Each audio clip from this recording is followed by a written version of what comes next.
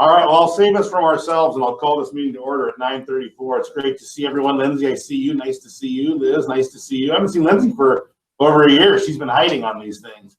Nice to see her smile. Okay, I'll call our meeting to order. Liz, can you call roll, please?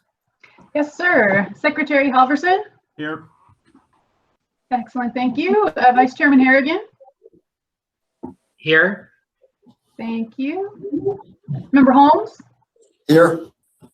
Thank you. Chairman Lewis? Here. Thank you. Member Martell? Is absent. Member Siegel? I am here. Thank you. And Member Sutherland? Here. Excellent. We have a quorum. Great. Thank you. Okay, our next item is modifications to the agenda and approval of the agenda. I understand there are a few modifications. Ms. Gaskell, do you want to go through those? I'll actually let our CBO, Ms. Jones, Okay. go through them. She's got them right in front of her, I'm sure. Yes, so we would like to request that items 4.4, 4.6, and 4.7 be removed from today's agenda. 4.6 and 4.7 are related to a federal portal that has not opened yet, and we wanted to make sure we can actually give you the correct documents before you take action on them. And 4.4, we just need a little bit more time to complete our review and preparation of staff report. So we'd like to request that that item be moved to next week's meeting on Wednesday, June 9th. Okay, so moving 4.4, 4.6, and 4.7 to our meeting of June 9th. Any objections? 4.6 and 4.7 will be at most likely at a later date, not next week. Oh, not next week. So they're postponed indefinitely, which means you can put them on whenever. 4.4 is postponed to June 9th. Okay, any other modifications? Seeing none, I'll ask for a motion to approve the agenda. Make a motion. Siegel, second. Okay, any discussion? All those in favor say aye. Aye. Aye. Opposed? Okay, thank you. The agenda is approved as modified. We'll move on to public comment. This is the time and place for members at any of our school sites to comment on items not on the agenda. This is the time and place for comment not on the agenda. Are there any members of the public that wish to address the board? Yes, Chairman Lewis, I just want to do a quick hello to Cody Cobb. He is your most recent employee, and he is on today. He was hired as our registrar, and he is located at our brand new Corona campus. So I wanted to welcome him. I just noticed he was on. So give him a big pivot hoo-ha. Hey, welcome. Thanks, Welcome to the family. Thank you. I'm really glad to be here. There he is. All right, great. Yeah, he's doing an incredible job already. He is part of the family like right away. So thank you, Cody, for joining us. And I also, bittersweet that we want to say goodbye to Heather Mcguire, who, as you know, started off as a Pivot North Bay employee and unfortunately lost her home in the fires there, and has moved to Chico. And Heather is going to be moving on to another charter school, the Stream Charter School. Very, very good friends of ours to get back to the classroom teaching. Heather was responsible for developing a lot of our middle school programs, and she's going to be very, very, very missed. But she's still going to keep sending me pictures of Weston, aren't you? And we just wanted to say thank you so much for everything she's done for Pivot over the years. And I know she's not going away, you know, really far away. She'll still stay close to the family. But thank you, Heather, for all of your years with us.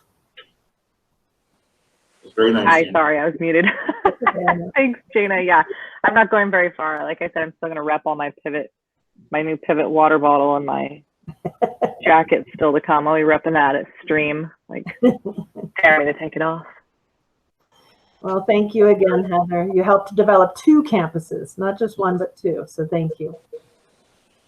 That's it from me, Chairman Lewis. Okay, thank you. Are there any other members of the public that would like to comment? Okay, hearing none, then we will move on to item 3.1, our Lcap and student data report from Lindsay. Wow, we haven't gotten to have one of your super reports for a while. Welcome. I'm just starting this meeting off. I just get here we go.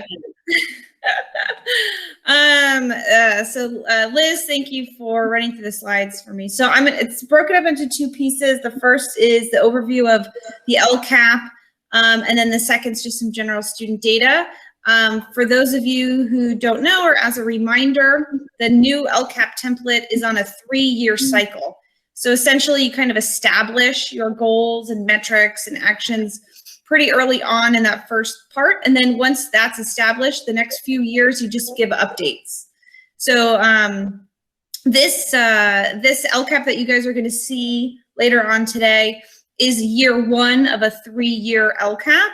And so the intent is for the goals to sort of stay the same, and you can change them though if you have to, but we prefer to try to keep them the same for 3 years. And then we see our progress on those goals throughout those years.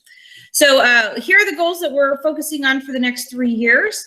And I know you guys can read, but I'll just summarize. So the first is really, we've figured out that we need to get students engaged in order for them to be successful. So goal 1 is focusing on the engagement, getting students engaged with their schoolwork. And we know that a lot of students who come to Pivot, did not engage a lot with their previous school experiences. And so that can be a struggle. So we have goals and actions focused on that.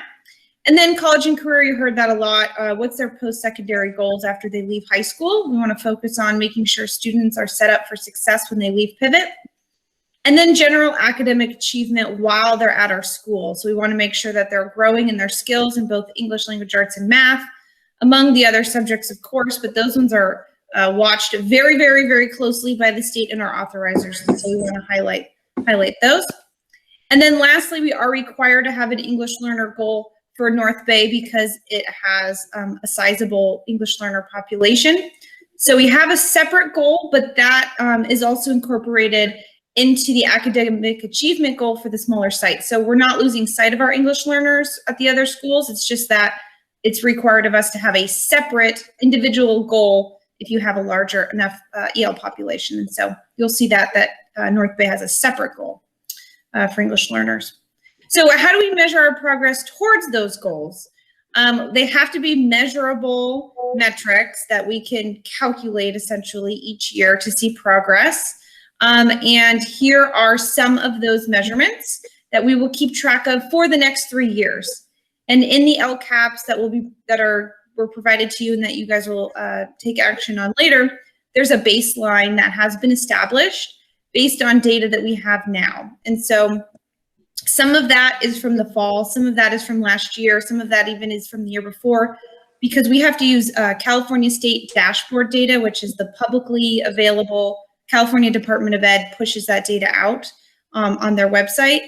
And because of COVID, they've kind of postponed a lot of that reporting. And so some of the data is a little bit older, but they do ask that we present the most recent data. And sometimes the most recent data is a little bit old. So if you notice that, that's why. But these are some of the metrics that we use. And I'm sure you've already looked over this when you got the presentation earlier. So what actions are we going to take? So not only do we have to measure our goal, but we have to report on what actual actions we're taking. And Liz works closely with me. She reports all the monies that are spent on those actions to make sure that we are tracking in the budget. And so you can see here that there's a variety of actions that we're taking. Many of them are on specific positions at our organization that focus on these things. For example, we've hired a new program coordinator, Teresa. I'm very excited. I believe some of you have met her. She'll be able to provide the necessary oversight for some of the programs that we are focusing on for these goals we've talked about for years. So these aren't new. You guys have seen these kinds of goals before, but we have specific positions. I'll be able to focus on them and help our students with targeted supports, not just general supports. And then some of these things, we've been doing for a very long time, and they benefit our students. So we're going to keep doing them, like bus passes. Some students have trouble getting to our school site, and so we provide bus passes for those students, or student meals. That's a new one you guys have seen in the last couple of years, where legislation has come out. If the student is with us for 2 hours or more, we provide student meals. So if you have any questions about any of these specific actions or the metrics before, of course, you can let me know. So I know I went through that quickly, but the LCAPs are extremely thorough. They're over 100 pages each for each school. they provide the details on the metrics and the actions in those documents themselves. But I'm assuming no questions because I don't see or hear anyone. Cool. All right, student data. Who are we and who are our students? We are looking at the student population right here as reported on that California School Dashboard. They've been updating that dashboard every year, emphasizing its importance to our authorizers, to the public. We have to address the dashboard in our Lcap. So I am using that data because that's the data everybody's looking at. But there's other groups, but these are the ones published on that California School Dashboard. And so for this first slide, we're just looking at the northern schools, North Bay and North Valley, comparing them to their authorizers in these areas. And you'll notice that we are significantly higher than them in the category of socioeconomically disadvantaged. And that's important because these students often require more support. And that's what's reflected in our Lcap, and that sometimes is financially impacted. We have to pay money to help those students, and sometimes it's just our program. And then the other ones are pretty comparable, but that one was the highlight for those northern schools. For the southern schools of Riverside and San Diego, they're actually, the greatest difference here that we're focusing on is the English learner population. You guys have seen that previous years. Why do we struggle for English learners to know that we exist, or what else can we do? We've talked about marketing strategies and how we can outreach. We've translated into Spanish. Everything I can think of is always like, and where's the Spanish version? And where's the Spanish version? So I know we're doing that end, but I wanted to highlight here that we're taking other steps programmatically to boost our EL program. And hopefully that will have an impact as well. And so we have, oversight now with that program coordinator. And then also, if you saw in the actions before, we're looking into getting an ELD teacher, but we also have a DEI, which stands for Diversity, Equity, and Inclusion consultant who's been working really closely with Gina and Liz. And there's also a staff team just to talk about this area. And so you'll see those actions in the Lcap, but I want to highlight here why we're doing that. Here are graduates. So these are from last week. These are not the final numbers, but it's always great to see, we're graduating our students. It's awesome. These numbers I anticipate will increase significantly. School doesn't end until June 11th. And this was as of a week ago. And so that's 2 whole weeks of graduates. And I'm on all the emails and they're just coming through. And so we're really excited to have a large graduating class. We'll get you guys updated numbers, at the end of the year, so you can see all the students that were graduating. But it's been a significant number. We're really excited about it. All right, summer enrollment. So this is combining just the enrollment, new kids, returning kids. What numbers are we anticipating for the upcoming school year? And you've seen these charts before. I love looking at trends. I always think, okay, what can we anticipate based on trends? That short yellow line, that's this year, right? We haven't gotten into July, August, September, October yet.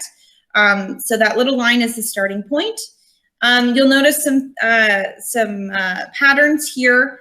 And the first obvious one is that, we kind of sometimes start at different places, but we tend to end up in the same place. And so, not a lot of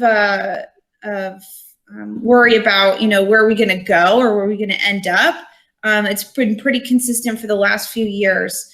North Bays are a little stranger because if you remember, we had a virtual school and then there was 1 year where we had overlap, where we had a virtual school and then an on-site school, and then we closed the virtual school and incorporated an on-site school, and then we had a Casper Creek program. So there's been a little more shift in the enrollment for North Bay, just because of the different types of programs that we've offered there in the last few years. And some of those have since closed.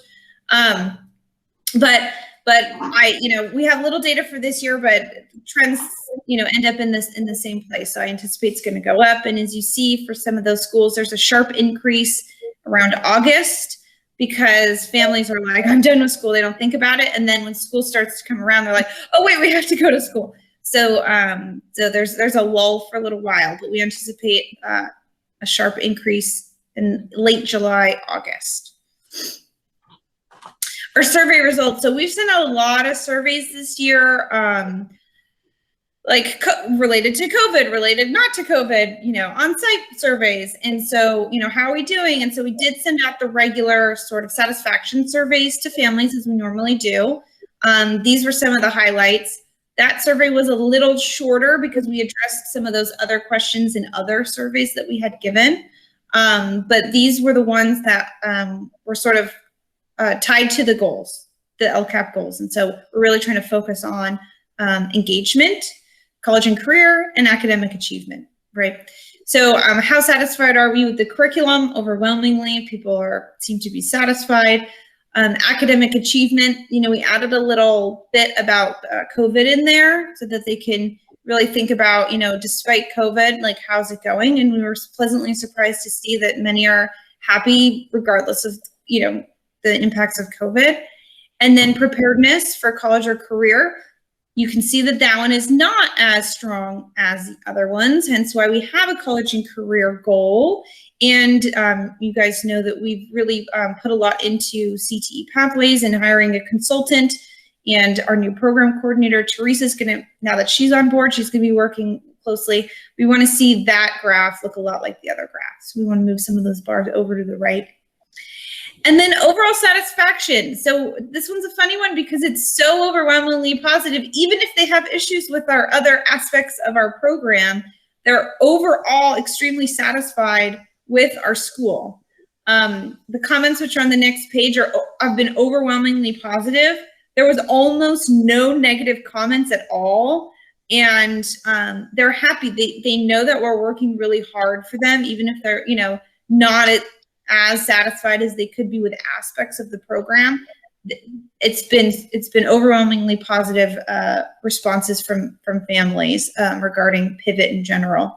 And so you can see here at the top, we asked, what have you enjoyed most about Pivot? Collaboration, flexibility, support, dedication, the resources. That was a common theme throughout all the schools. And so I just put those there as the summary of that's what they're saying. They're all saying this. I'll highlight flexibility was the #1 response mentioned, was the flexibility. Parents are really, really appreciative of that. Us allowing them to do what's best, for them and their families during this time. And so we've gotten a lot of positive feedback on that. And then just a couple, short little testimonials about, what they're saying about us. They're, like I said, overwhelmingly supportive, and I had no negative comments to really share. Is that the last slide? I think so. Yeah, it is the last slide. Yeah. Any questions? Any questions of board members? Yeah. Oh, I do. Yep. Okay. Wait. Are you yelling at Liz? Liz, go back. Oh, Tom raised his hand, guys. Tom and then Steve. I have a question. Tell me what the biggest strengths we have and two areas where we probably got to work on it. Great question. Those are in the LCAP too. So the biggest strengths, for sure, by far, the most commonly recognized from staff and families is the relationships that we build with them. They are like, everybody's like family. I mean, there were some comments with teachers' names who are like, this person is part of my family. Like that is the strongest aspect of our school, for sure, by far. They're over the moon with the relationships we build. And then the second strength, I would say, is the flexibility that we provide to them, especially during this time where they need that. So those are our two strengths. The things we need to work on is what's in the LCAP, but the top one would be the post-secondary. So when they leave us, what next? We have a lot of growing to do in that area. We support them when we're here, and we put a lot of energy into that. Our teachers really do. They fight hard for the students. And so we need to also think about then what? And so that is probably our #1 area to grow. And then, excuse me, after that, would be academic achievement. You know, we've implemented some remediation. I will say it's always hard to get kids to do extra work, schoolwork. And for the first year that we implemented that, they really fought us on even just taking a diagnostic test for us to be able to say where they're at. I mean, we can't do anything until we know where they're at. And so it took a full year, a school year, and then the next year to really have a strong diagnostic program to even see where our kids struggle. And then now that they're actually taking the diagnostics, now we can focus on, okay, now that we know their strengths and weaknesses or who has low skills, how can we help them? And we're still in that phase. So the diagnostics have been going great for the last few years. Everybody is on board. We're understanding our students' needs. Now we're working on, okay, now how do we help them? And we've gotten better, but we need to figure out something that is going to be the best for high schoolers. That's our biggest struggle, is the high schoolers just don't want to do extra work. They just want to graduate. They get deflated if they get low results and it says you need work in 4th grade, math. So that's where we're at for those ones. I just want to say I appreciate your always very thorough report and the detail you get into, and I can actually understand it, which is hard for me sometimes. So thank you very much. Thanks, Dr. Halverson. How about that, Steve? Go ahead. Yeah, I have a quick question. Do you have these data by cross-tab by different populations, such as, maybe socioeconomic diversity or ethnicity? And are there any challenges in those cross-tabs that we should worry about? That's a great question. I do have that, and I didn't want to bombard you with all of my beautiful spreadsheets. But for the Lcap, they do ask that we look at subgroups. Specifically for the Lcap, we do look at the what's called the unduplicated, but it's the low socioeconomic status, the English learners, the foster homeless. So those ones we look at really, really closely and do report on the data in the Lcaps for those groups. But yes, I have it broken upon more than those subgroups because I'm always curious. And we do see, I'll give you just some examples, but we do see some discrepancies, and because we report them on the Lcaps, we will be looking at that every year. Some common ones that I've been working with our team on, for example, is English learners. English learners have been through the MTSS process more than the general education population. And that makes sense because they're English learners. So Kristen and I, who's our MTSS coordinator, we work really closely on saying, okay, MTSS is great, but clearly because they're actually moving through the process so frequently, what supports can we provide at the beginning level for English learners so that they don't have to go through all these extra interventions later on? So that one was one we've been working on. And then this the low socioeconomic status, we tend to see lower retention in that group. I don't know if it's because they might be moving around a lot, or I'm not sure the reason, but they don't stick with us, the low socioeconomic status, as the other groups. That's another one that was a pretty strong difference, and we thought that was interesting to look into. But yeah, all this, we do track it, and I have that. If you're really curious, I could send it to you. But yeah, those are the two that stick out for me the most right now. Thanks, Lindsay. Your summary is just fine. Okay. Okay, other questions? I have Dr. Harrigan, I can't see you for some reason, so if you have a question, please chime in. But my little square, I don't see you, so just want to make a note of that. I do have a few questions, Lindsay. Thank you. You can't see me because I can see me. There you are. I see you now. Yeah. Did you have a question? I want to reiterate what Tom and Steve have said, Lindsay, in terms of your report. What I just wanted to add for the confidence of the board is in our accomplishing our goals is that our parallel work in setting up our programs for students that are going to support their exposure and they're looking into career technical education will be a parallel plan that is supported and correlated to the Lcap, that will address some of those K-12 +2 goals for our students. In my experience, having needed similar goals, we did look at career technical education to support especially our 6th through 12th graders in identifying career paths, in identifying some parallel community college courses that they could even take as they were still our students, internships, apprenticeships. So my reframing is often in a K-12 +2 perspective, and that actually will support us in accomplishing some of our needs to assist our students as they graduate from our programs. And we can provide the motivation by giving them cross-curricular credit. That's one way to motivate a high school student, that we can give them credit towards graduation, but also credit, let's say, at the community college. We also can give them credit for electives, which are kind of the remediation, coursework that we need for them to take. Lindsay, you were mentioning like a high school student that doesn't realize they need the remediation. We actually looked at ways to give them some partial credit for some of their remediation workshops or courses as another way to motivate them. But so I just want to compliment our staff in having been proactive to address plans that are parallel to the Lcap, because it's all one collaborative, correlated action model that brings benefit and outcomes for our students.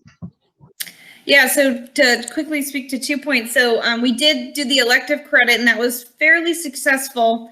But some of our students, just so you guys are aware, they come to us from other charter schools, and some of these other charter schools don't have best practice and kind of throw a lot of these kids in tons of electives. And then when we get them, they have almost no English completed, no math completed, because they were, pumping out the credits, but it's like in support courses. So that's been a particular challenge. Interestingly, we saw that a lot with the Talion school that closed in San Diego. If you remember that a few years ago, we absorbed like 50 of their students, and that was a practice that we had seen. It's a very bad practice to do that. And then we also have noticed that kids like to do hands-on, and they like. I'll just use John Halderman's outdoor club in North Bay. And I think if we can expand those kinds of experience with the CTE, we'll have a really high success rate. And so I'm hoping that with Teresa on board, we can, like you said, internships, apprenticeships, like the kids are actually really into that. And so if we can expand those programs, I think we'll get a lot of buy-in. But those are just some ideas that I want to let you guys know about. Okay. Mr. Lewis? Yes, I had a few questions. So I noticed that we still have a good bit of work on our English learners. That was something I think that we were hit on in our charter renewal. So it's good to see the data, but really we have a long way to go there. So I appreciate that we'll focus, especially in Riverside. Wow.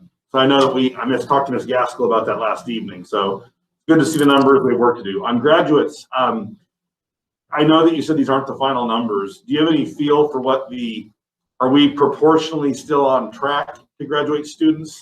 I know that people are a bit down as a percentage. I would say it's not down. I would say if anything, we're graduating more, and we're graduating them earlier. So those numbers are actually pretty high for 2 weeks out.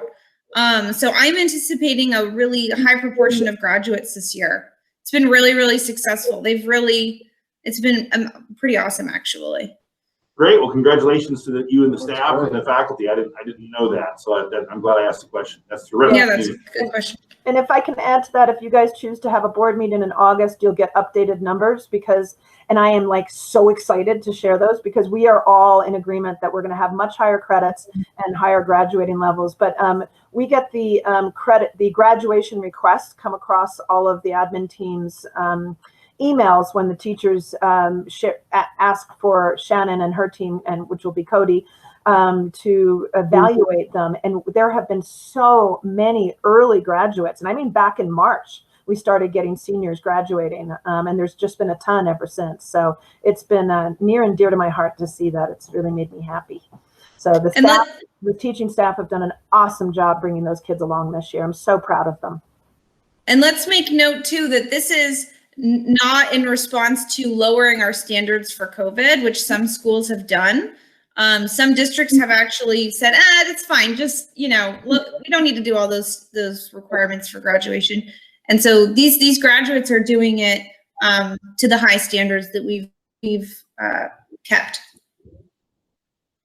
That's great. My last question was on summer enrollment trends. So Jan and I were talking about this again last evening. However, it appears that from the data, we're actually above trend. No. Yeah, right. Let's go back. So it's an interesting one, and a lot of schools are doing, our re-enrollment. We started it earlier this year than ever before, so that was a really strong campaign. The families that we have are extremely happy with us for the most part, and so we're keeping them. So now we just have to focus on finding the new ones. So those high numbers are just really a solid re-enrollment, and now we just got to get the new ones in. Jana, did you want to comment on that? Yeah, I sent out a spreadsheet to admin, the admin team. We are below in all 4 of our schools on just enrollment overall to the year prior to COVID, which is really the only historical data point that I am comfortable using. At this point in time, the year prior to COVID, we are below at all of our resource centers, at all of our schools for enrollment for the next year by, in some cases, 10 to 20 students, and even at North Bay, we're talking 30 to 50. So we have a bit to make up. So we need to get raw numbers as opposed to a sheet like this. You see that we're down. So comparing this to Jana's sheet, Jana's that she sent out would be that darker orange. So you can see that we are lower than that darker orange color. So when she says we're below, it's because she's comparing the pre-COVID year, which is that dark orange, to the yellow, which is this year. And you can see that it's below on all of the graphs. But this graph is just to show you they kind of all end up in the same place. But yeah, that's what her comparison is referring to my picture. Okay, thank you. And so I want to make it clear, I talked to Ms. Gaskell last night that our site administrators and lead teachers need to really be thinking about this and focusing on this, and the board has that expectation. This is a chance for us. It's going to be a very challenging enrollment period, very challenging summer as people are zoomed out. But there's also those students who may be in districts that are districts, I don't know how well they're doing virtual school for students who want to keep it, catching them. So it's going to be a tricky enrollment season, but I want to make it clear that I think that's who we're going to be holding accountable for our re-enrollment. So please make sure you have the resources you need and check in with administration, because it's really important that we get on this. I think it's on a lot of people's minds earlier because we're ending school because parents have decided they want or don't want something for their child. I know that a lot of my friends are talking about this right now. I know usually our enrollments are kind of 2 to 3 weeks into the school year. Things aren't working. Not sure it's going to be that way. So I want to make sure we're really on top of that. Lindsay, thank you for your data. It's always good to see it. And that was a great report. Were there any other questions? Okay, well then appreciate that. Good to see you. I think we'll be seeing each other all soon. We're working through this. Appreciate the governor's wisdom that COVID ends on June 15th. And so we will be there soon. Okay. Financial update, Liz. All right, good morning, everyone on the board and school staff members. I'm happy to see we have so many people joining us today. It's probably one of the highest turnouts we've had from staff in a while, so thank you all for attending. So yes, it is June already. Goodness, that happened quickly. So we'll do a quick recap of the current fiscal year, kind of a final forecast update before the fiscal year ends. And then kind of dig into the budget for the next school year, which does include all of the expenditures that are outlined in the Lcaps that we're having our public hearings on later today. And we also have a few slides dedicated to COVID specific or COVID related revenues, because that will make up a substantial new chunk of revenue for us over the next few years, and expenditures obviously as well. So to dig into this fiscal year, we did some final cleanup of forecast estimates just based on actuals. You know, as we talked about previously throughout the year, we kept hoping we would go back to in-person instruction and reopening our resource centers and maybe doing more, you know, traveling among the administrative personnel, but that kept getting pushed back. So now that we actually do have a date that we reopened the resource centers and travel has resumed in a limited capacity, we do have a much better idea of what the final expenses will be for those categories. And so we did end up shaving off a little bit more in terms of the expense forecast for those things like travel and conferences and field trips and things like that. We also had a few adjustments based on staffing, you know, employees leaving us, you know, finding positions elsewhere and things like that that have affected the forecast. But overall, the operating income has improved by about $71,000 since the last forecast. There's also a potential, it depends on the timing, but our PPP loan forgiveness application has been submitted and is under review. And depending on when the final decision comes in, that will affect when that loan transitions into revenue, so to speak. So if it happens before June 30th, which is possible because we still have you know, about 3.5 weeks to go, then it will be recognized as revenue in fiscal year 21. But if it comes through after June 30th, then it would be recognized in fiscal year 22. So that's a little bit up in the air just because it is currently pending and we're not sure when that final decision will be made. So, so just to clarify, this operating income of $516K does not include the PPP. So here we go site by site. Our operating income forecast, again, for the most part, has gone up over the course of the year as we've delayed reopening the resource centers because those costs do add quite a bit. We have funneled expenses elsewhere, but in all cases, we're going to end the year fairly strong.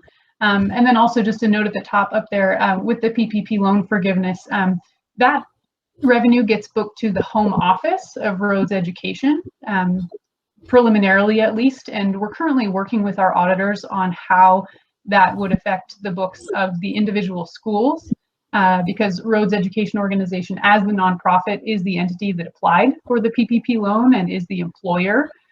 So, you know, all of the associated payroll costs and everything like that are through Rhodes Education. So there is some sort of back and forth about how those revenues will, you know, be recognized and allocated among the different accounts within the organization. So with the home office and the schools. So that will be an item that we'll update you on once we have more information about the status of the forgiveness application and guidance from our auditors on how that will get booked. Are there any concerns about the forgiveness actually occurring, or what are we hearing or thinking? No, I don't have any concerns about the forgiveness necessarily. We did have our person who was reviewing it tended to be a little bit more detail oriented and strict than some of the other ones that I've heard. So we did have to have a few conversations on the phone, Jana and I, with the forgiveness application reviewer.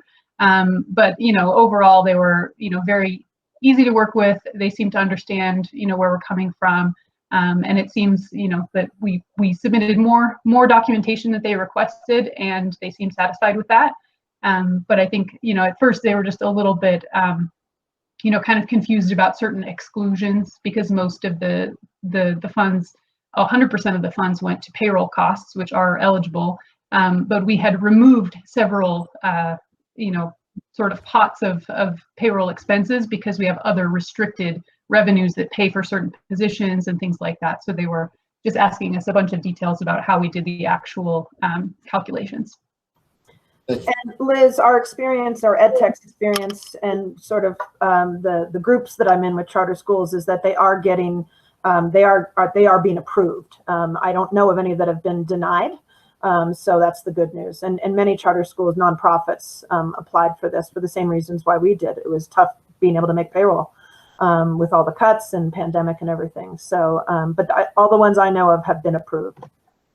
Yes, and actually the 100% approved forgiveness as well. So there is a possibility, or there is language in there that allows them to approve only a portion of the funds to be forgiven. But all of the schools that I have heard of, especially through EdTech, have received 100% forgiveness. Thank you. You're welcome. Okay, keep going. Great. Okay, sorry, and I apologize. I think my video just went out, but as long as you can hear me, I'll keep going. And as long as you can still see the screens. So, yep. So changes for this year's forecast, we have a few, minor adjustments based on state rate changes, rate adjustments, and for things like special education funding as well. We did also, back in the fall, receive a Sonoma County Tech grant. With thank you to Jenny Clopton for applying for that. And that I think was about $5,000, but that wasn't officially recognized until the check came through and landed in, and we didn't put it in the forecast until we were 100% sure that we were going to get that, deposited and everything. So that has now been recognized. And then also the interest forecast has increased quite a bit just due to favorable interest rates and the account that we have in our county treasury accounts. On the expense side, most of this I spoke to in the sort of waterfall slide, but one thing I also wanted to note was that because we did have room, we pushed up some of our rollout of the new branded materials with Trip Epi Smith. So doing, all of with our new logo and things like that. We weren't sure with all of the COVID uncertainty, what we would be able to afford this year. But we did, realize that we'd be able to afford those things. And so we rolled out a little bit more of those once we were secure in the ability to pay for them. And then again, as I mentioned, travel and conferences is down quite a bit, but we do expect to see that go up next year, obviously, as we will have our resource centers open for the full year.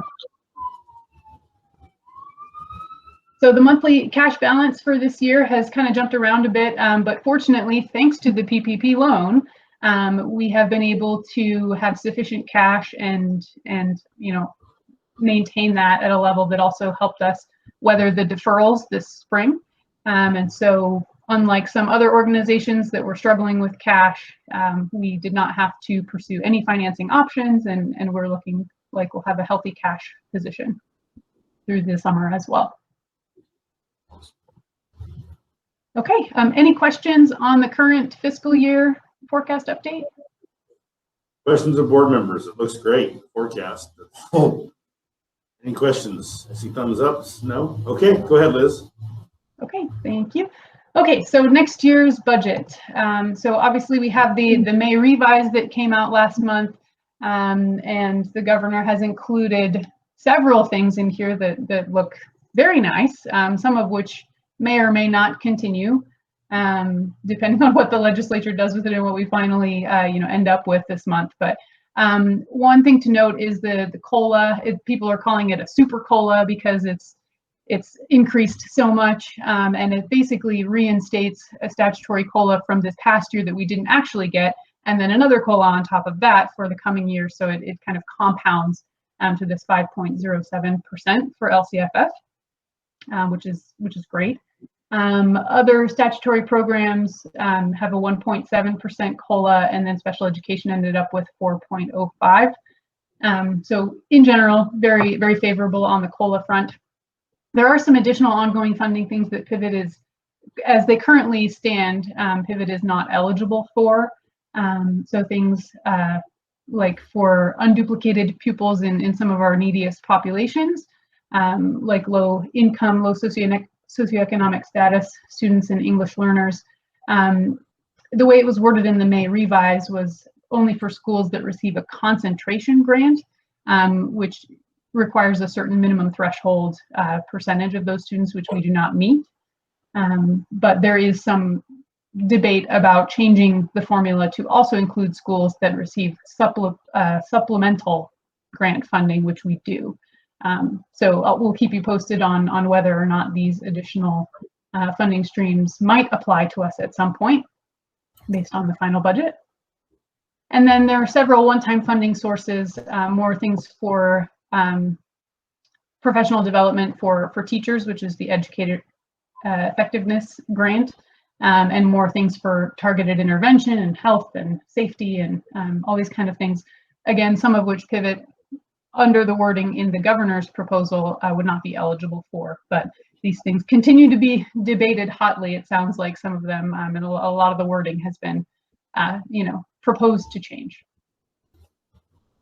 One that I am looking forward to, and I do hope goes through, is the Educator Effectiveness Grant. We had a similar grant a few years ago, but it really does support our teachers in expanding their skills and expertise, in their profession.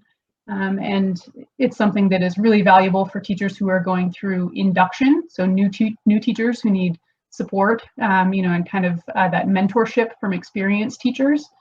Things like that do qualify for this, and it is a great help to schools to receive some funding to support those programs. The Targeted Intervention Grant, this one is kind of interesting. It's somewhat similar to the Expanded Learning Opportunities Grant, which you approved the plan for in May.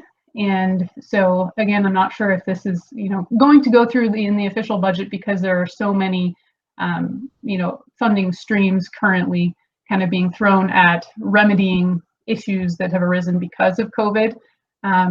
But this is what was in the governor's May revise, was a substantial, kind of chunk to continue the Expanded Learning Opportunities Grant type expenditures and programs. So this one, though, is a 3-year spending timeline instead of a 1-year spending timeline or 18-month spending timeline, which the Expanded Learning Opportunities Grant that currently exists is a much shorter timeline. So good news on the deferral front, at least for next year. There had originally been more deferrals baked into the budget. Liz, I'm sorry to interrupt. Could you go back to that other slide? I just wanted to point out to the board what the allowable expenses are. And we talked about these, but this is going to come up later when we talk more about budget and compensation and also in my report. So it's truly about serving the needy populations, but it's also about getting kids to come to campus, which has been a huge focus that I've been working with the site admin team in preparing for a schedule next year at site. And to address their learning gaps, which to us just translates into what we're calling remediation, and again, special population support. And we're going to talk about this more later, which is why I wanted to point this particular part of the slide out. Thank you, Liz. Sure, no problem. Okay, so with the deferrals, so as I mentioned in spring 2022, so at the end of the coming budget year, there had been more deferrals baked into that initially, but the May revise does roll back most of those and only leaves the one in June. So that would be from June 2022 to July 2022. Unfortunately, there was no inclusion of early payback language for the deferrals that we've experienced already this year.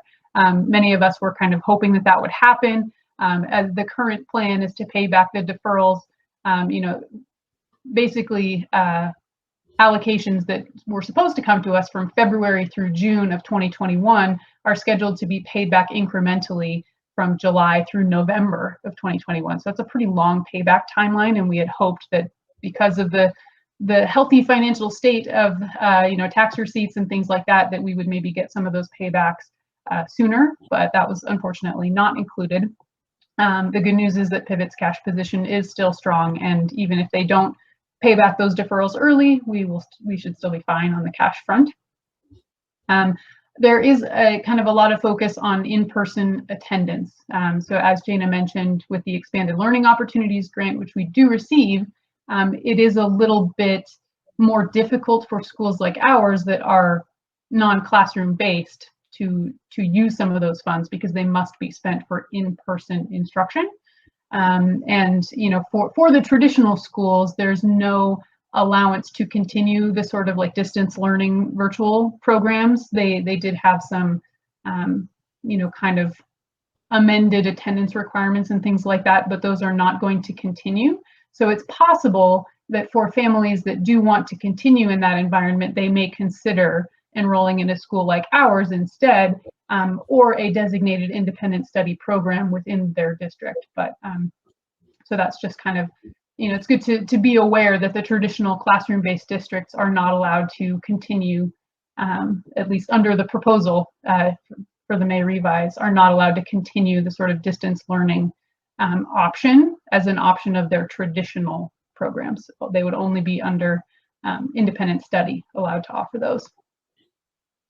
And then another thing that I am excited about, and I do hope goes through, because I am a supporter of transitional kindergarten, but there is an inclusion to a plan included to have a universal transitional kindergarten. At this point, it's optional. If families want to do a transitional kindergarten program, they can apply to enroll, but it's not universally available. Some schools are allowed to not offer it in certain circumstances, or at certain ages. You know, there's certain birthday ranges and things like that. So we'll see if that goes through. Okay. Any questions about the general May revise things? A lot of money. That sounds good. Okay. Yeah, it's a very healthy looking May revise. So I wanted to include a note about deferred revenues, because this is kind of an interesting and maybe unusual, not too unusual, but we haven't seen this in a while. So many of our COVID funds that are coming through, particularly the ESSER funds, which are federal, are going to be deferred revenues. So basically how this will work on our books is, for example, with ESSER 2 and 3, we have multiple years to spend these funds. And depending on how we recognize the revenues, there's a potential for kind of wreaking havoc with the books. For example, if you record all the revenue when you actually receive it in the first year, it makes your operating income look really great and healthy because you got all this revenue, but you only spent a third of it. And then you spend another third of it the next year and another third of it the next year. So the time in which you recognize the revenue and the expense under these deferred revenue grants, basically we set up a liability, and then we only recognize as much revenue as we have expense during that year, during the interim period. So it's balanced. So we show, okay, we received this revenue, we spent it, and then on the next year, same thing. Obviously, at the very end, when we get to the deadline of spending, if there is any unspent revenue, then we have to pay it back. But this just is a way to kind of make sure that the books are reflecting our actual expenses and looking, keeping it more balanced, so as not to make it look artificially like we have more revenues or a better year in the first year, and then make it look like we're operating at a deficit for the subsequent 2 years. So the funds that are eligible for this for sure are the ESSER funds. The Expanded Learning Opportunities grant is still sort of being negotiated on that, and how that will look in the audit guide, and whether that is allowed to be booked as deferred revenue. And here's just a brief graph showing the sort of the bulk and the amount of the funds. So this light blue one, this is the first sort of COVID relief funds that we got back in the fall of 2020, and that was the CARES Act Learning Loss Mitigation Funds. And so the scope, the amount that we got is very small compared to what we are planning to receive from these 3 other sources. So from ESSER 2, which is federal, the Expanded Learning Opportunities Grant, which is state, and then the ESSER 3 funds, which are also federal. So we do have a substantial amount of revenues coming our way to help with COVID and all of the sort of ongoing economic and health and safety impacts, as well as educational. So we have included those, and you can see, our overall revenues year over year because of these additional sources. Our budget is going to cross 10 million, which is the first time that that's ever happened. So that's at least our forecast for the 23-24 school year. And of course, we have baked in corresponding expense for these grants. So obviously, if we receive the money, we have to spend it, and we have come up with budgets that spend it progressively over the course of the timelines. So operating income looks, pretty healthy, pretty standard over the course of the next 3 years. For next fiscal year, this is our specific page. Yeah, it is. Great. Did you have a question? Well, or a comment? I have a question. That the loan that we're going to be forgiven, that's not included in any of this, correct? Correct. Yes, that is still included as a loan at this point. So if it's forgiven, is that assuming it will be forgiven for this year as an income? In the fiscal year in which the forgiveness application is approved. So if we receive word that it's been approved before June 30th, it will be in the current fiscal year. If we receive word after, on July 1st or later, it will be in the 21-22 fiscal year. How much is it? It's about $840,000. So in theory, that would go to the operating income in whatever year it appears. Correct. Because there's no related expenses against it. The only related expenses, which would actually be wiped out instead of increasing, are the other outflows, which is the interest that we had projected since it's currently a loan. Right. But yes, you're correct. It would boost the operating income and the revenues. Got it. Thank you. Yep. Okay. I'm done. Other questions? No, so that's going to go straight to fund balance effectively. Yes. And again, so as I mentioned with the auditors, we are working on how that gets booked. It does come to the home office initially, but the auditors are working with us on how that allocation should be booked. So here's the breakdown site by site just for the next fiscal year. So this is our official budget that goes along with the Lcap. So today's public hearings on the Lcap goals and actions and expenditures are reflected in this budget. So, if anyone wanted to comment or provide feedback in the public hearings, this would be the budget piece that they're referring to. And it looks like, so we do have healthy operating incomes I apologize for typo here. This is supposed to say North Bay on the first one instead of North Valley. Healthy operating incomes at North Bay, North Valley, and San Diego. Riverside is projecting a negative operating income, largely due to depreciation. As you know, our facilities project, it will be fully depreciating for the entire year next year. And we did not project a substantial increase in enrollment at the board's direction because we want to be conservative. It's a first sort of post-COVID year.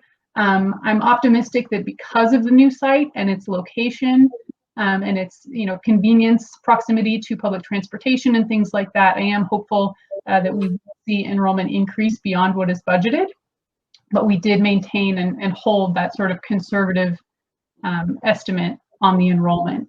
The good news is that in the out years, the operating income does bounce back.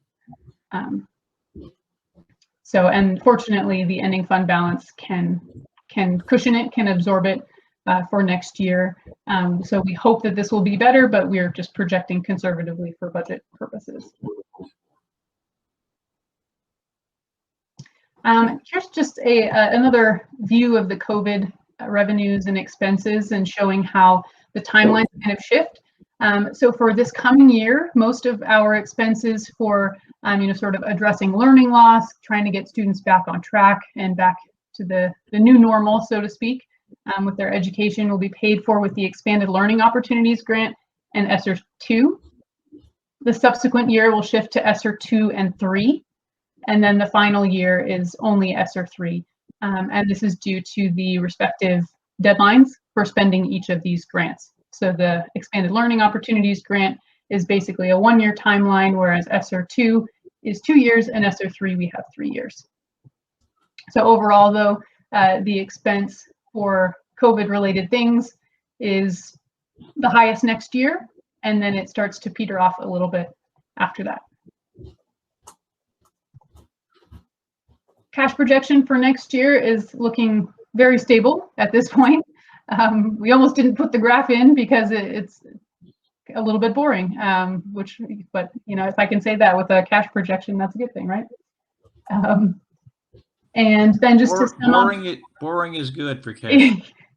Exactly. Yeah, no, this is all really good. Yes. We need this because we don't know, there's uncertainty. Ho-hum financial reports are good ones. Yeah. And then just kind of final notes here. So we will hold the public hearings today at this meeting, and then next Wednesday, June 9th is when we have the meeting scheduled to actually adopt the LCAP and budgets, and then we'll send those off. We'll continue to monitor the state budget process as it happens, and once things get signed and all the associated, you know, omnibus trailer bills and things that are listed in there, to see what impact those will have. And then later on today, in an item regarding our MOU with Riverside County, we'll also speak a little bit to this, but there is a possibility that we may be able to transition away from using the Galaxy system. I'm cautiously optimistic, but there are some changes that will have to occur, and so you'll hear a little bit more about that in that item on the agenda later. But at this point, any questions? Any questions of board members? Excellent report, That's a Liz. great report. Very thorough, very good. Okay, seeing no questions, that's very positive news. Wow, getting us through a tough time. Excellent. Okay, thank you very much, Liz. We'll move on to 3.3, the Executive Director's Report. Hello, board members. Good to see you all. Hopefully, again, we will be the next 2 meetings from now. Hopefully, we'll be together. Go ahead, Liz. Yes. Just a couple of things to talk about since we did meet only 2 weeks ago. We're going to talk about the program for next year, which is a work in progress, but it's all being essentially looked at with the lens of what the ELO and the ESSER funds have been asking us to do for our students, but also based on the lessons that we learned this year in being a completely virtual school, and we have learned a lot. I'm going to give you a little bit more of an update on where we are with our DEI, our Diversity, Equity, and Inclusion program. Well, it's not really a program, but our initiative. And I don't even have to give you a non-classroom based charter schools update because I sent it to you yesterday. So my report is already moot. So program, where are we going next year? What the site administrators, myself, and staff are working on is what we realized this year is they really don't need a 5-day-a-week program on site, sitting there in front of a computer day in and day out, working on their APEX instruction in order to be able to succeed. What we are really looking at is a shift in students being expected to complete their online assignments in APEX more from home, and allowing us to use our resource centers, our sites, for that academic support, academic engagement, and socialization. So in other words, remediation, making sure for the kids who aren't doing their work at home that then they're required to come to the school site in order to get their work done in one way, shape, or form, and clubs, activities, field trips, career technical education, hands-on classes at the school sites. And that's, again, just a little bit of a shift. For 10 years, actually really for 11 years now, we have been doing that sort of program time, 3 hours, a day at least, and more at some of the other sites that had afternoon programs, where the kids are there focused on their APEX online curriculum. And all of our teachers have said, and this was a big push for Craig when he stepped into his regional director role, and I agree with him 100%, and I think it proved itself to be true this year. There's absolutely no sense in a kid having to sit at a school site and have us babysit them while they do multiple choice, click, click, click through their APEX. And so this is a little bit of shift in our focus for next year with our resource center programs. Go ahead. So some of the things that we're looking at doing on site, again, getting away from that sit there in front of your computer 3 hours a day with teachers just kind of wandering around. And obviously they were giving them help, but really for a lot of families, it was, not as useful as it could have been. And our teachers felt very much the same way. So we're looking for special education. Obviously, it will be a component of an individual education plan to get their services face-to-face unless the team agrees otherwise. Social emotional learning, we're going to be talking about that in the coming weeks as part of a group that have been working on that. So you saw that in my self-evaluation. I said, yeah, it was delegated.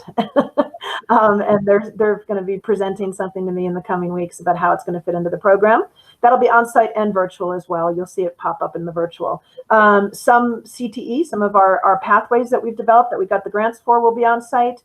What our students really need help with the most is getting their writing assignments that will help them complete their classes. They need help with those, and we'll be doing some writing supports on site. One of the courses that the students fail most frequently and have to retake most frequently is algebra. So we are actually going to offer an algebra course, a class, not just a workshop, not just a support, but an algebra class on site.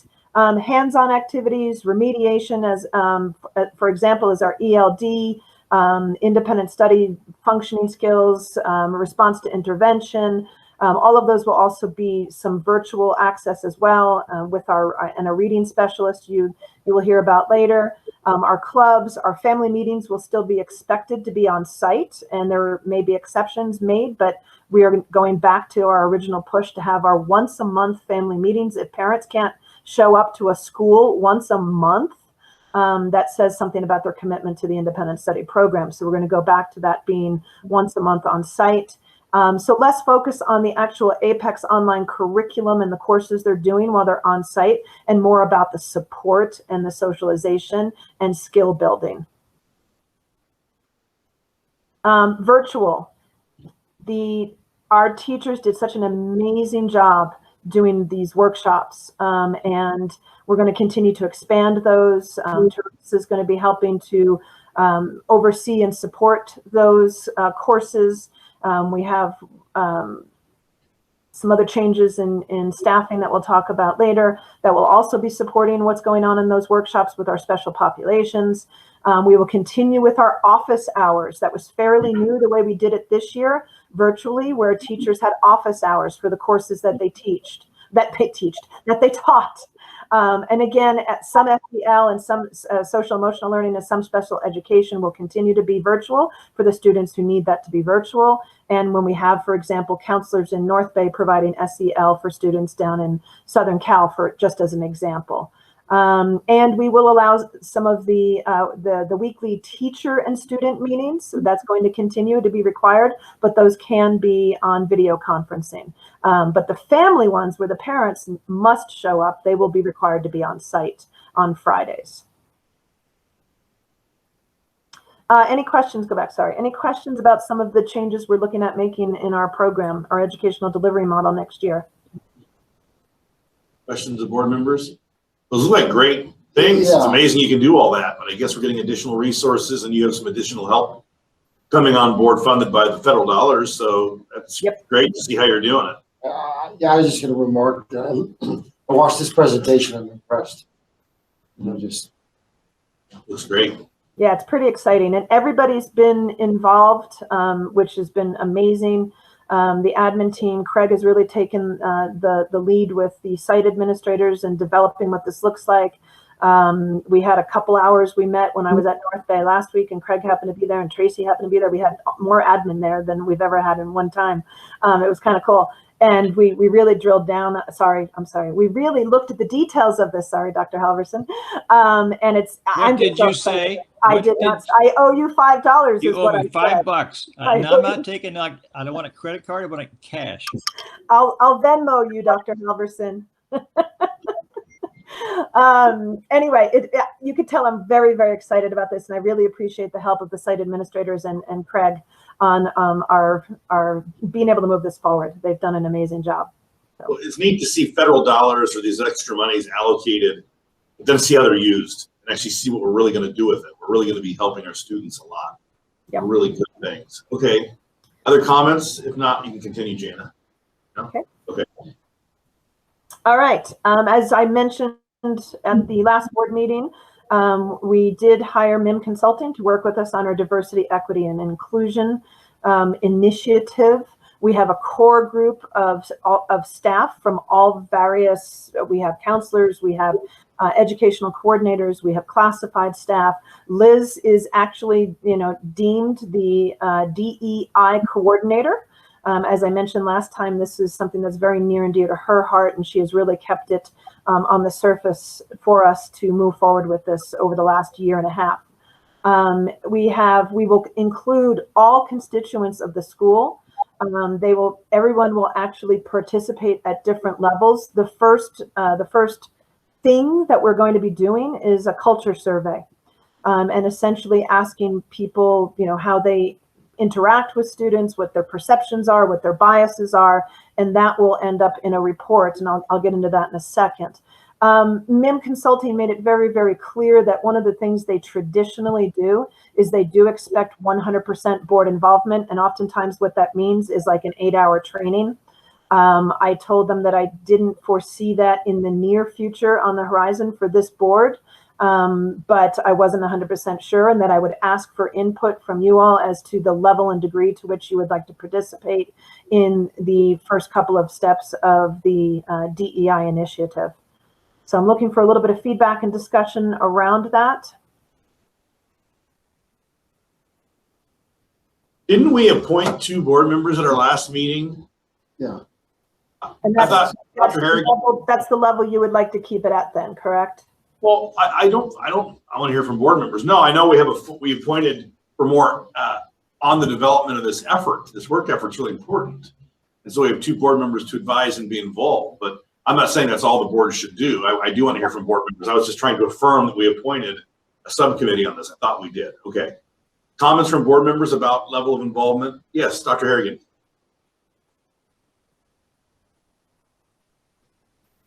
I'm just trying there. Okay. Well, I think that, well, a couple of thoughts just come to me immediately. I think having board representation on the subcommittee or action committee is a very good way for the board's voice to be provided to the consultants. Secondly, I think that there would be value in the consultants doing a survey or assessing the knowledge of the board. Because I think in our particular case, because of board members, I think we have board members who have been doing this work themselves professionally and also personally for many, many, many years. And so if the consultants are approaching the board as if we are novices to this work or we are unaware of diversity, equity, and inclusive work, that's really not the case, because whether it be as public school administrators, whether it's through civic administration, through private administration of running businesses, and or our work on this board, all of us, I believe, already have quite a bit of experience and training and knowledge about diversity, equity, and inclusion. Not that we can't always continue to develop that skill and hone that skill, but I think that the consultants would be quite surprised at the level of expertise that's already on the board. And so speaking from that, then perhaps the 2 board members on the subcommittee could guide there being a very reasonable but maybe new information or application to our own organization be in a workshop that would be more like 1 hour or 90 minutes. So those are my. Sure, I agree with that. Thank you, Kevin. Well put. That's very generous, and Do other board members have any concern or comment about what Dr. Harrigan said? I think that's a well thought out strategy. That's exactly the kind of input I was looking for. I appreciate that. And let's do that. I agree. I agree with Kevin. I agree. Right. Thank you, Dr. Harrigan. Put my glasses on. This was a slide from MIM Consulting that they gave us permission to show you sort of the phases that we have agreed to engage with them in our contract with them on, and we've already had 2 meetings of the core group, and there's a larger core group of staff that volunteered that we will start bringing in very shortly here. And then Liz and I obviously have met with MIM Consulting probably 4 or 5 times already, 6 times already. But this is sort of just the phases. We're in the assessment phase right now. The initial survey we will move into once we get the data, the DEI plan development. We hope to have that done by the August board meeting and the school's August staff training, and probably someone from MIM Consulting will join us for part of that. We'll have to see how how we can wave our magic wand at our staff training schedule and find room for that.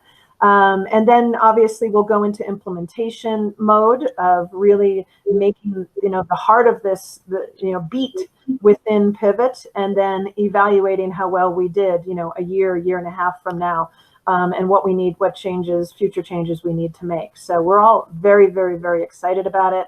I want to thank the people who volunteered to be part of the core group. I know we have Sarah Gerber-Kai, we have Susan Raven, Liz, sorry, I'm brain, Craig, myself, Liz, Anna Toso and Brooke Van Arsdale as well. Brooke Van Arsdale, yes. And Teresa House has been joining as well.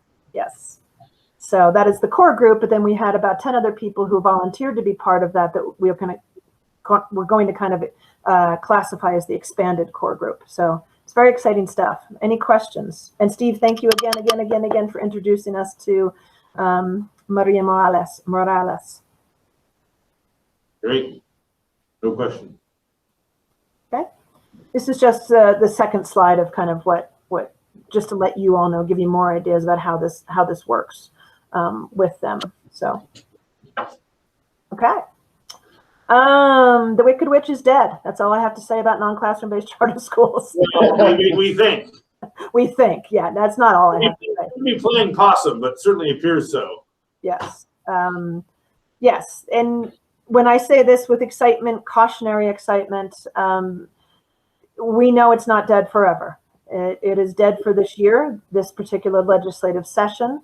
It does not change the intent of the authors of it, nor the people who are backing the authors in wanting to do some changes, shall we say, to non-classroom based charter schools. But the bottom line is we will not be forced at this point in time, vis-a-vis this bill, to force ourselves to no longer be an independent study, non-classroom based hybrid charter school and become a site-based charter school.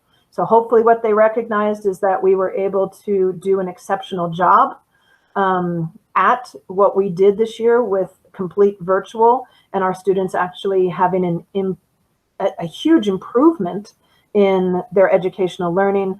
I just finalized a press release about that subject matter exactly for Trepepi Smith to send out, and you will see it also appear in our newsletter, which will land in your inbox probably today. And all of our VIP members, including Assemblyman O'Donnell, will get a copy of our newsletter and our press release about how exceptional our teachers and staff were in supporting student learning this year at a non-classroom based charter school. What? Oh, I have a question. Yes. Go ahead. What killed it? Actually, 2 things. Truth be told, Partly the efforts of the people. yes, absolutely.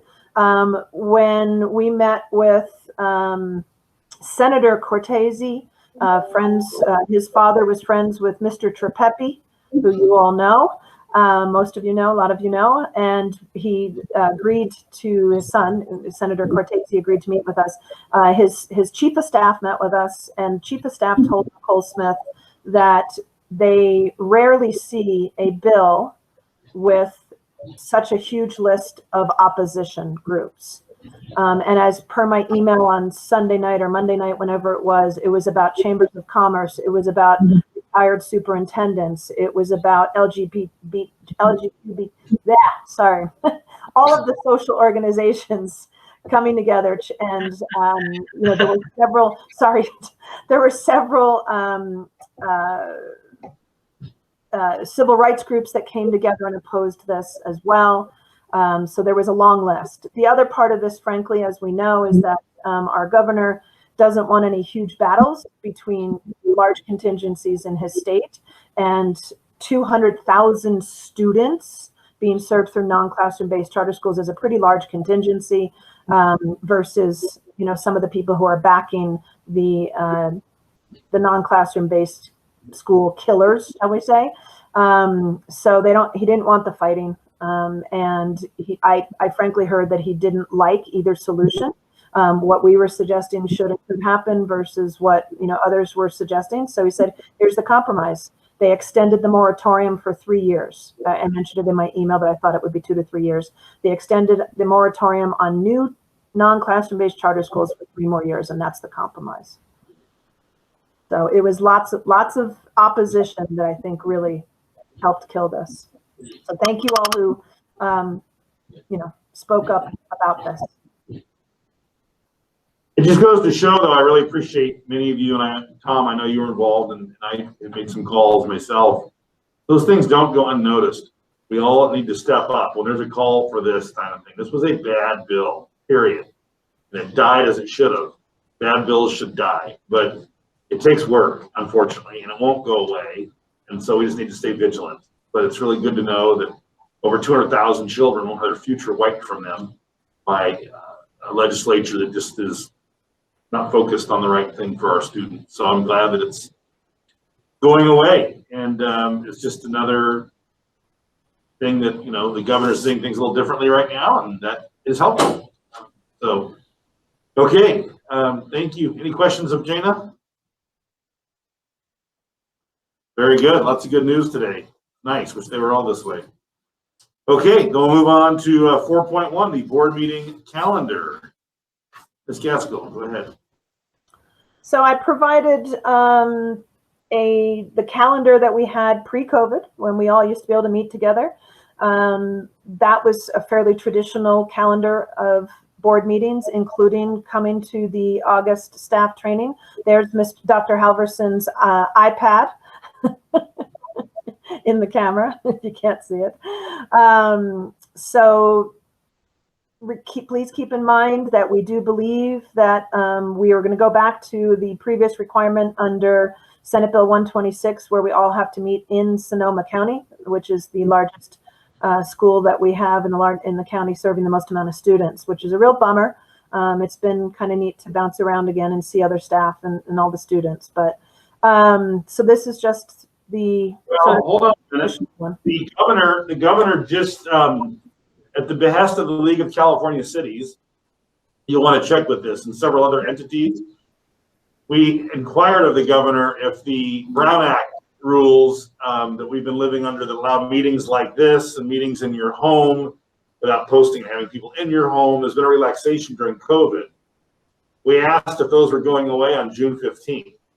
The governor did send, through his cabinet secretary, Ana Mas Santos, responded saying he will not be changing those rules on June 15th because he understands the impact that has on local governments, and that there needs to be a thoughtful transition, and that he'd be involving local governments in that decision. So he didn't offer a time as for when these restrictions would end. So I think we want to make sure, we should check with CCSA or our attorney to make sure that that is still true. Because I've enjoyed being here in Chico, and I think while we can see our sites and we have some flexibility, we should. I see Liz has a comment. Yes, I actually just received a communication from one of our counties, I believe it was yesterday evening, that confirmed that at this time, the executive order N29-20, I think it was, is still in effect and has no scheduled end date. So that we may, you know, encourage meeting our board members meeting in person, and maybe with some of our staff, you know, but at this point, you know, that there is not a date set for when we would need to go back to the quote unquote normal. So, which is in person in Santa Rosa. So yeah, I think we want to confirm though, I don't know that that suspends the charter school law that says we have to meet in the district of our largest enrollment. I don't know that. So that's something we'll want to check on. But anyway, so go ahead, we're looking at scheduling. So we should at least set the dates. Yeah. Okay. So we have our June meeting set, but that's it. Correct. We are planning at this point in time. It's not in stone though, just throwing that out there for different reasons, not just because of COVID, things might change. But we are planning on having all staff in Santa Rosa for our traditional training for the week. I put it in here, the week of the Friday would be 27th. So the 26th is when you usually would be there. The Thursday, the 26th would be the date that you would normally have come, and we would all get together in some way, shape, or form. Okay.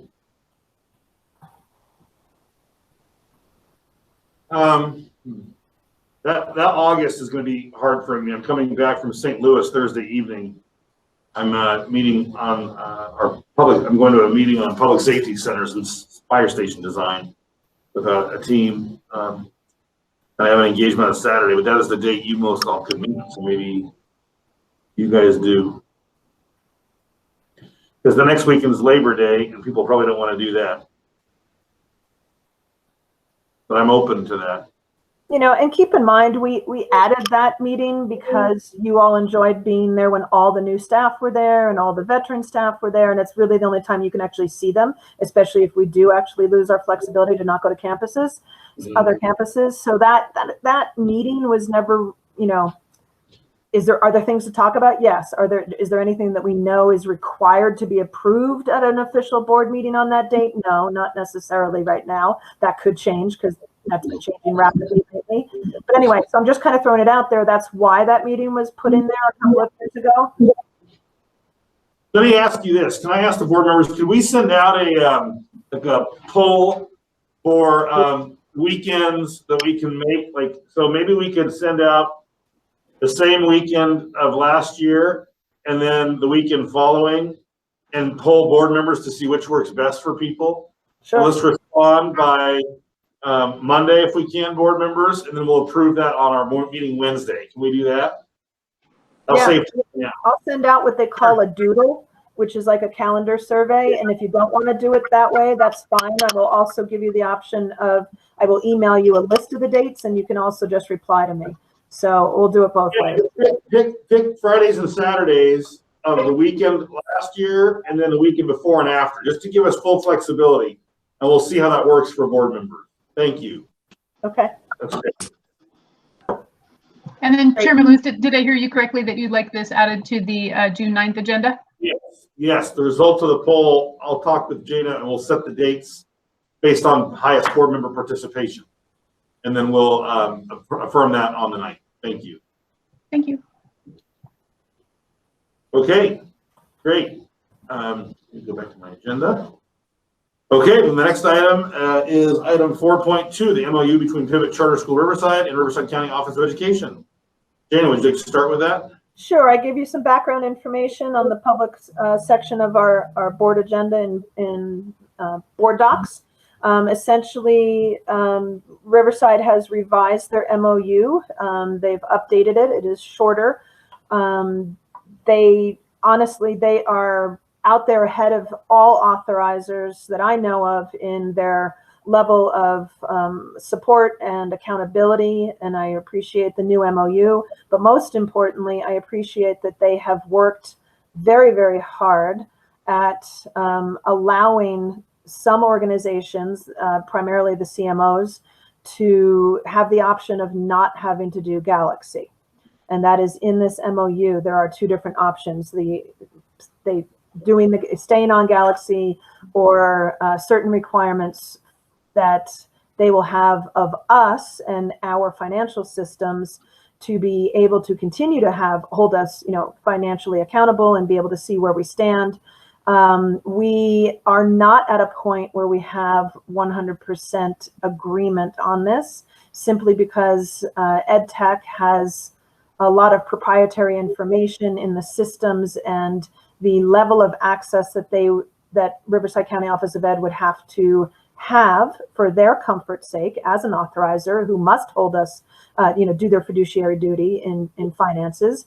EdTech is not able to provide at this point. We had a meeting, all of us, EdTech, myself, Liz, and representation from the Department of Finance with RCOE and of course Dr. Loomis, and they really, really, really want to work with us, and that was quite evident.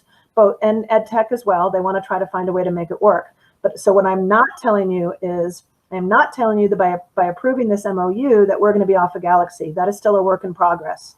But I am recommending that you approve the MOU for all other elements of it, and the fact that it gives us the ability to come off of Galaxy if we can work out these details. I also wanted to really, really do a shout out for them for this incredible authorizer handbook, charter school oversight and authorizer handbook that they created. Just a little light bathtub reading. If you're interested, I put a link in it in the public section of our board agenda, so you can take a look at that. It's very impressive. RCOE continues to impress me and the rest of the state, and frankly, the national level when it comes to charter school authorizers. So I really appreciate their work. Okay, questions of board members? I'll echo your sentiment. They've been great partners. I mean, every time I've been down there, even before the meeting or with staff, and even how they sent us that book and had a speaker, a few meetings ago, that was terrific. Yeah. Really, have we ever sent them correspondence saying so? I'd like to do that. If you could prepare something for me. I have as executive director, but I think it would be great coming from the board and the chairman. Yeah, on behalf of the board, I'd love to send a letter to them, just saying what a terrific partner they've been. So maybe someone could put something together for me that would be appropriate, and I can have a final edit on and send. Sure. On stationery. I'd like to send that to their board chair and superintendent and Dr. Loomis, and they're terrific. Thank you. Okay, seeing no questions of the board, I'll open this up to the public. Or anyone in the public that would like to speak on the subject of our MOU between Pivot Charter School Riverside and Riverside County Office of Education?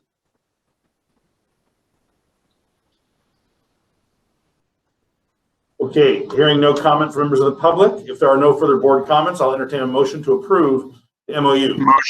Motion to approve. Second, Tom. Second by Tom. Thank you. Any further discussion? All those in favor say aye. Aye. Aye. Opposed? Okay, the motion passes. Terrific. Thank you. 4.3, compensation policy update and stipends. Liz, go ahead.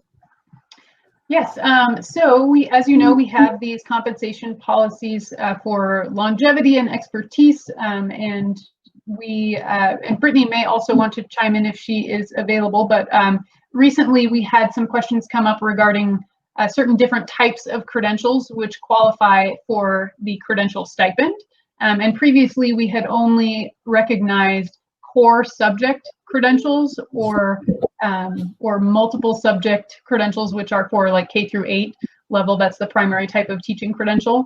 But due to our push to increase our career technical education offerings, we have thought it would be wise to include those types of credentials for career technical education in our eligible list of stipend.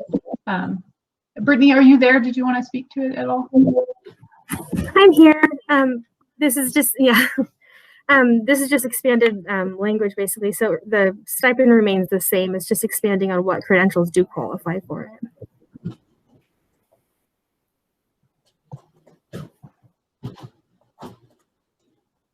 Sorry, I apologize. It's a little small, but I've highlighted it here. So we've basically expanded it.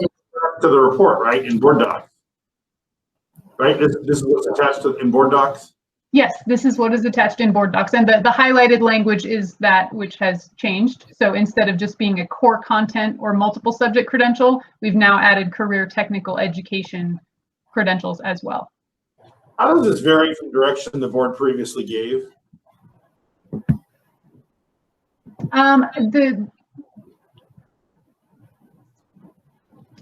This policy was approved in a way that did not allow the credential to be awarded for the career technical education credentials. And since this is a board approved policy, essentially, we can't change it unless we bring it to you. So if we wanted to include, same for for example, for the graduate degrees, we used to have only master's degrees, and then it was brought to our attention that we had some candidates with other types of graduate degrees, such as doctorates. And so we had asked you to consider changing that language, which you all did approve that. I recall that discussion. I didn't recall the additional credential discussion. Well, yeah, so if I could chime in and try to answer your question, Jim. The reason why years ago you've approved the additional credential, single subject core credential, is that it serves our students, right? If a teacher gets a credential in another core subject area, our students benefit. We have a huge push per the board and staff and everybody excited about career technical, and our teachers who are going to be implementing the career technical programs must have a credential for us to continue to get grant money, and they're having to jump through hoops to do that. And so we thought, given that it also absolutely serves our students, that we have a CTE credential teacher, that we should award the additional monies when they do actually obtain that credential. So the logic is the same as why we give that to the second, credential, because kids benefit, and teachers have to go through hoops and classes in order to get it. Okay, I just didn't recall that. I want to understand that. Okay, questions of other board members?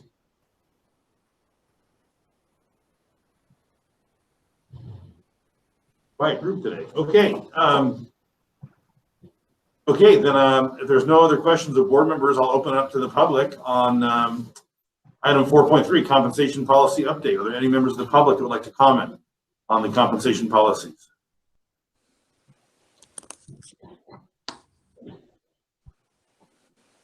Okay, then hearing none, I'll bring it back to the board for further discussion or a motion. Halverson, moving. Okay, thank you, Dr. Halverson. For a second? Second. Okay, thank you, Dr. Harrigan, our doctors. Appreciate it. Any further discussion? Okay, all those in favor say aye. Aye. Aye. Opposed? Okay, motion passes. Thank you very much. We're skipping 4.4 and moving to 4.5, Resolution 2021-2 Education Protection Account and Associated Spending Plans. Liz, go ahead. Yes, this is an annual resolution that you all are familiar with. We do it every year in June. And this is for the Education Protection Account, which is a certain portion of our revenues. And in order to receive these, a resolution is required annually. And there are certain restrictions on these funds that in general, we always spend them on instruction, on certificated compensation. And that is the same plan for the coming year. So I guess that's about it, but it is approximately $150,000 across all pivot schools that we get in this grant. Let me pull something up on that. Are there questions of board members on this item? I'm looking over something myself real quick. No questions of board members? I may have one. Hold on a second.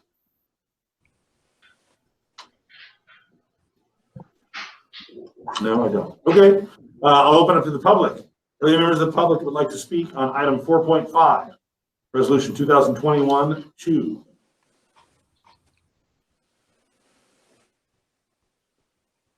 Okay. Hearing none, I'll bring it back to the board for further discussion or a motion. Tom moves. Thank you. Second. Second by Holmes. Thank you. Any further discussion? Okay, all those in favor say aye. Aye. Aye. Opposed? Okay, thank you. The motion passes. Item 4.6 and 4.7 are postponed indefinitely. And we'll move to the consent agenda. We see we have 10 items on the consent agenda. Are there any items that should be pulled from the consent agenda? Any board members wishing to pull any items? Okay, hearing none, I'll ask for public comment on the consent agenda. Are there members of the public who want to speak to any item on the consent agenda? Nope. Okay, hearing none, then I'll move approval of the consent agenda. For a second. Second. Thank you, OJ. Great. Any further discussion? Okay, all those in favor of approving the consent agenda, say aye. Aye. Opposed? Okay, thank you. The consent agenda passes. Moving on to our public hearings for the local control accountability plan, the Lcap plans for each of our sites. I will open the discussion. Who's going to give our report? Is this Lindsay or Dana? Lindsay and Liz have been working incredibly hard on this. I'd love for one of them to chime in. The amount of hours. Brief report, and I'll open the public hearing to hear if there's any comment. I can jump in. I think Lindsay highlighted most of the the most important elements.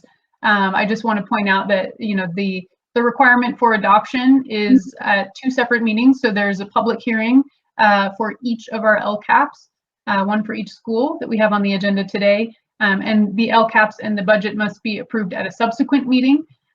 So we did send out public hearing notices that have been posted at our sites and on our websites and our facilities, and the public and all of our staff and students and everyone have had an opportunity to submit any feedback or questions.